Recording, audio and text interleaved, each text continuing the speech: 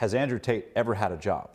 Oh yeah, I've had jobs. What were your first jobs? Walk people down that lane. I'm not a rich guy. I'm just a poor guy with lots of money.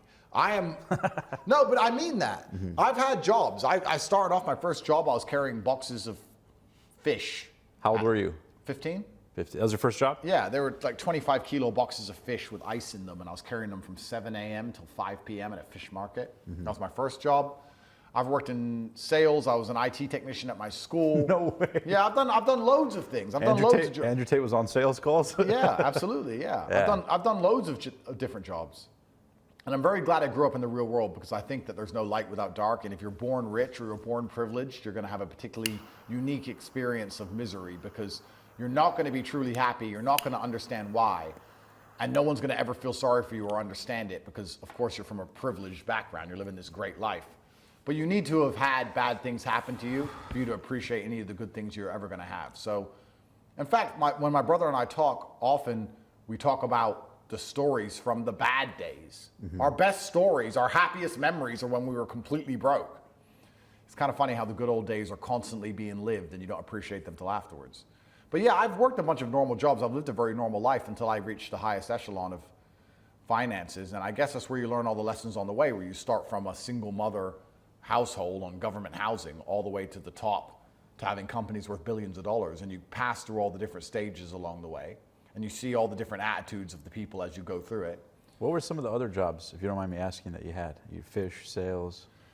So yeah, I worked in the fish market for a while, which was fun, but it was very physically intensive, and I was training at the time. I wanted to become a kickboxing world champion, so I decided to get an easier job. I got a job as an IT technician at my own school, at my old school. I was 17 then. You went to college? No, I did go to college. I went to college in England, but I'm not sure how it matches up with the American educational system. So sure. I finished high school at 16. I went to college 17 and 18. When I was 18 and I finished college, I went back to my old high school and worked as an IT technician, but I got fired for sleeping with one of the students. Was she hot? Very hot. She was 16, I was 18, I got fired. Opa. And then I got fired from there. And then I went and got a sales job. What was I selling? Real estate. No, it wasn't real estate. It was, I say selling, it wasn't selling, but they have these charities. You get people to sign up to charity, but really it's a commission-only sales job. I tried that for a while. I worked for this agency which would get different contracts in, and we'd try and sell different things. I did sales jobs for a while. How did sales sharpen you? Because one of the common denominators, some of the most successful people in the world, has always been sales. I did door-to-door sales. Yep. I used to work selling solar. I later worked at Tesla, and it was always in sales. And it sharpens you to a whole new level. How did sales? I think the best salespeople in the world are double glazing salesmen. What is that? Windows double glazing salesmen. Why is that? I think that must be the hardest sales job, because if you sell cars, for example, somebody turns up on the car lot, and they've turned up at the Audi dealership because they have a degree of respect for the Audi brand, and they maybe want an Audi, and you have to convince them it's better than the BMW and make sure they can afford it and sell them the Audi. Okay, fine. But if you're going to sell somebody windows, they don't have any, they already have windows in their house. You're not turning up to some crack den with no windows. So firstly, you have to make them want the windows. Right. That's the first thing you have to do. You unsolicitedly knock on someone's door and say, I'm here to give you windows. And they're going to say, I have windows, I don't want windows. And then you're going to sit there and convince them that they need windows. And then once you've convinced them of that, you have to convince them to choose you over all your competitors and spend thousands and thousands of dollars, $20,000 or $30,000 replacing plastic and glass that they already had in their walls. I think that'd be a very hard job to do. And I think that would make you a very good salesman. But life is sales in general, right? You have to be able to make people understand the way you think. And I think that's all sales effectively is. It's having thoughts and being able to project them in a way that people follow them logically and want to agree with you or are inclined to agree with you at the end. So I think life is sales. Getting a girl to fall in love with you to a degree is sales. And convincing a judge you're innocent is sales. And of course, sales is sales. So it certainly does sharpen you. It's extremely important. I don't know how. Where do you think, I mean, we look at AI and all these things and how the world's changed and how people buy things online now. But back 20 years ago, etc., sales was probably one of the most important jobs you could have because everything was sales. Every single company had a sales department, and the top salesman was the big dog, and he drove the fast car, and that's how it always was. Right. I don't know what solar's like, but I even knew some guys who worked for Double Glazing who were driving very nice cars. Yeah, same thing. I remember there was guys at the time making 300, 400 grand a year knocking on doors in the hot heat. Literally, I used to knock 100 doors a day in solar, 100% commission. Wow. There is nothing that builds your character, in my opinion, in my experience. Similar to window glazing, is because people already have electricity, they're already fine. You're knocking in the hot heat on doors with your brothers in battle, on the streets, knocking on doors to sell people who don't want you there. $30,000 solar systems, who got to get it installed, who got to get this, who got to go through the whole process. They don't want you there.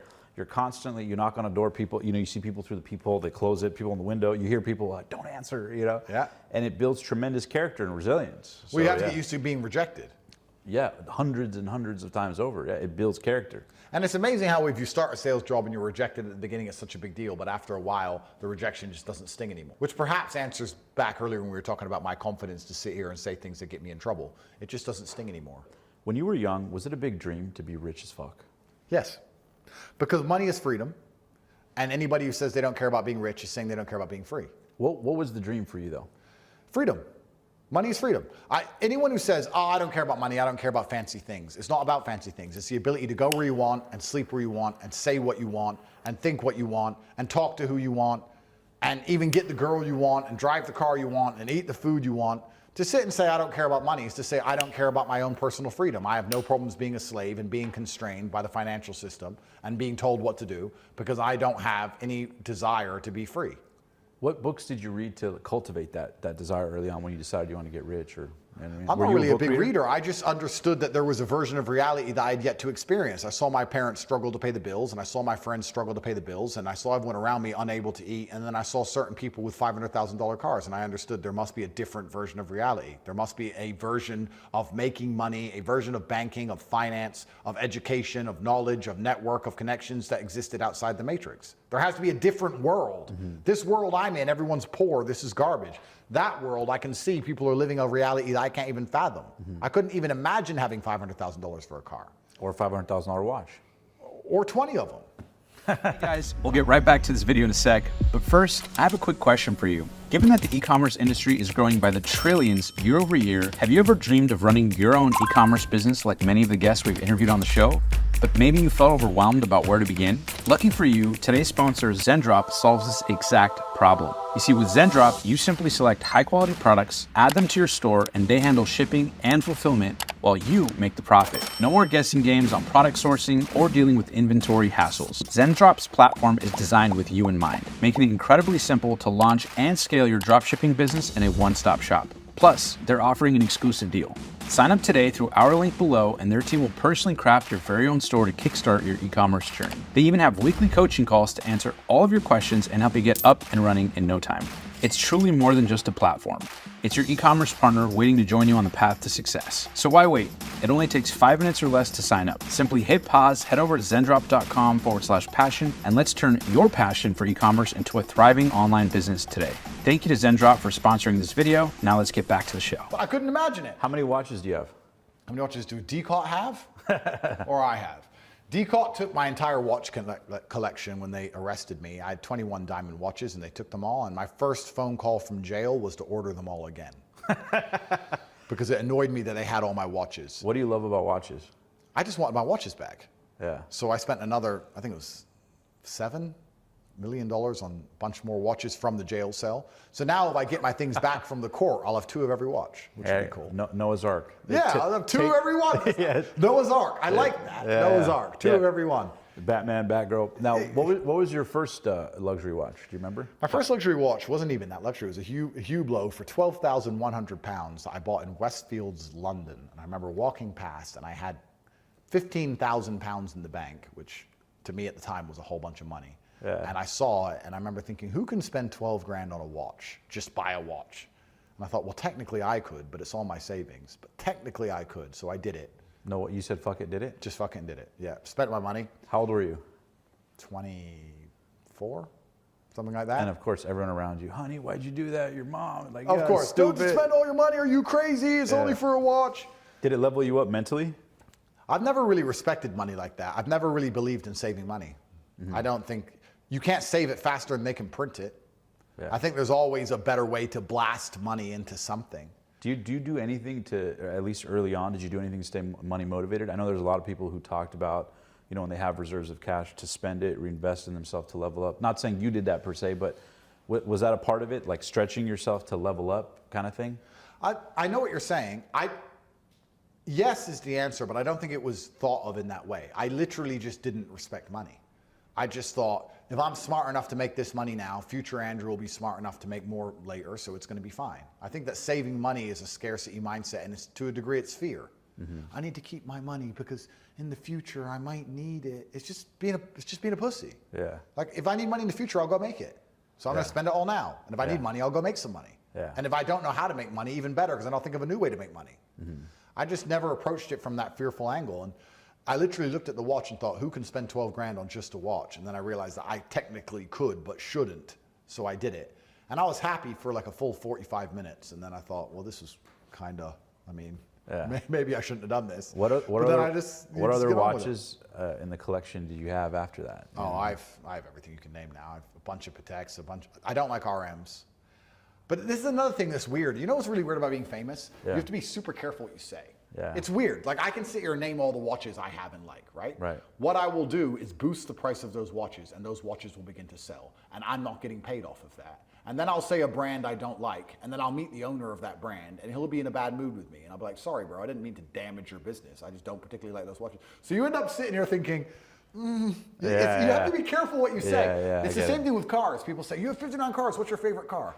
I was like, I meet the CEOs of these car companies. I can't sit and say which car's crap and which car is good. I mean, I could. Can you say what are your top 5, Andrew Tate's top 5 cars? Yes, I can do that. It depends what for. They're all good at different things. Okay. I have 59 cars, and people ask me, what do I need 59 cars for? And I try and explain, it's like having 59 different types of cutlery. You know, you can have a fork, a spoon, a knife, and whatever other kinds. It depends what you're eating. Right. Sometimes the spoon is the best, sometimes the fork is the best, sometimes the knife is the best. It depends what you're eating. But my favorite car is 812 Ferrari. I think that is my favorite car. And I love Ferraris, so I got a handshake you to that 812 one. Ferrari. I think that might be the best Super car. fast. Yeah, and I think it's the best car overall because it does so many things amazingly. But if I had to race myself around a track, then it would be a 765 McLaren. That is the fastest car, but it's not the best car. People think fastest is the best. That's not the case. So what are the top 5? What would you name them, give or take? I would say 765, 812, and then I'd probably choose 3 Aston Martins because I just love Aston Martins. James Bond? Yeah, that's me. That's the James Bond in you, huh? That's right. Yeah. I like the SF90 Ferrari as well, to be fair to it. Yeah, the Stradale SF90 Stradale. Yeah. But I love all of my cars. I can't choose. It's like trying to choose between my wives. You can't make me do that on camera. I don't know. They're all good at different things. What? Depends, do you want dessert? Do you want dinner? Like, what do you want, massage? You know, it's different things. What was your first supercar? My first supercar was an Aston Martin Vantage. Really? Yeah, First and one. I spent all of my money. When I say all of my money, I didn't have gas.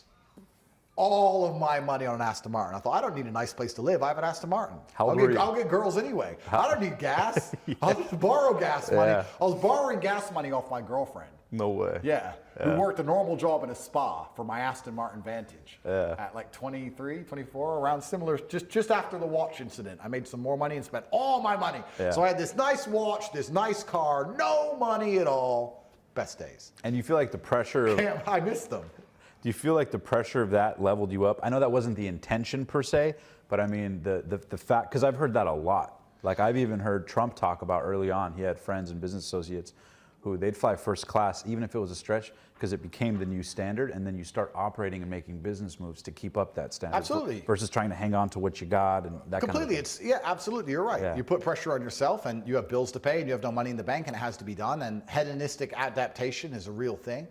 It's amazing how quickly you can adapt to a new standard of life and no longer appreciate it. I'll give you a very simple example. When I first started flying private, the first couple times it was like, whoa, we haven't got to wait in the airport. Da-da-da. Now it's just flying. And it's inconvenient. It's annoying. Yeah, I'm on a private jet and everyone's like, wow, you're on a private jet with all these girls. I'm like, yeah, I hate flying. So you get used to it. Yeah. Hedonistic adaptation's a real thing, and it's good that you say this because the human mind's not very good at going backwards. You can drive a Toyota and be relatively happy, but to drive an Aston Martin and then drive a Toyota is a lot more difficult for your soul to accept. So it's good to put yourself in things like first class and these things and push yourself. But then you don't want to put yourself in these positions if you're a lazy idiot. You don't want to spend all your money on first class and then go home and go to sleep because then you're going to end up broke. Yeah. So you have to know it within yourself. If you're the kind of person who knows you're going to try your absolute best all the time and you're going to find a way to succeed, then yeah.